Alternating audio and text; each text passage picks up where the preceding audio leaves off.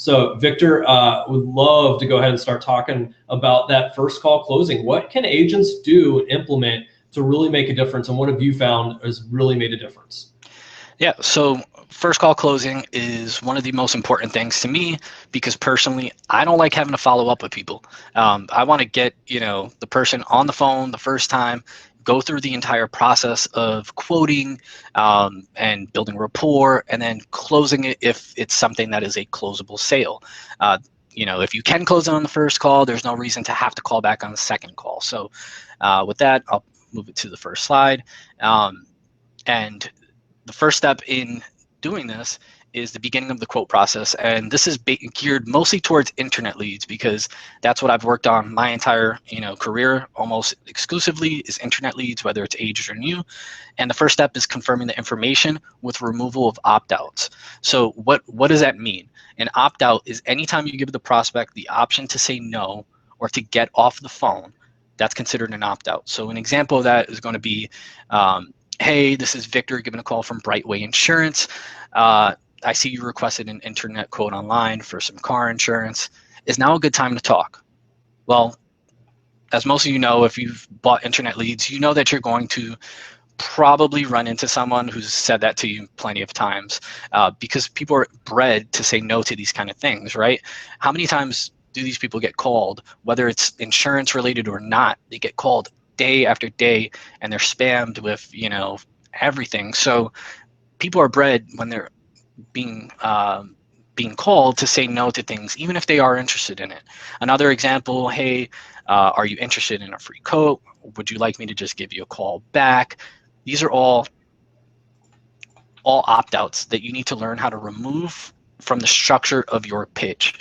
If you can remove that, you're going to keep people on the phone, and it's going to continue to move you through the process of getting into the quote and moving on to the next portion, which is most of the time, I'd say that's going to be the hardest part, getting people to stay on the phone. The next portion, which is still part of the first part, is what line do you use? If you're running into this, where people are saying no to you just on the initial, asking for the quote for something that they already requested, the best opening line that I use is, hey, good morning. May I speak with John Doe? If that's what comes in on the lead form. If you guys buy internet leads, then you know that on internet lead form, you're typically going to get name, address, email, phone number, insurance company that they're currently with. And that's really all you need to really confirm to move on to the next portion, which is going to be step 2. So I would say, hey, good morning. May I speak to John Doe? They'll say, hey, this is John. Say, hey, John, my name is Victor with Brightway Insurance. I was reaching out to you because you requested some quotes online for car insurance. What has you shopping Geico? Did they raise rates on you, or do you just think you're overpaying? Now, what I do there is I go continuously through. I don't pause and allow them the opportunity to jump in and cut me off. I'm giving them 2 questions, and it's allowing them the opportunity to answer 2 questions that I'm giving them, and neither is an option to get out of it. So anytime you're basically structuring your pitch to go from start, the second they answer, and confirm their name, and you're talking to the person that filled out the form, you're going to go straight into confirming, the company. So, as you see, I said, what has you shopping Geico? I made sure I name dropped the company that they listed on the lead so that they feel comfortable and don't think I'm cold calling them.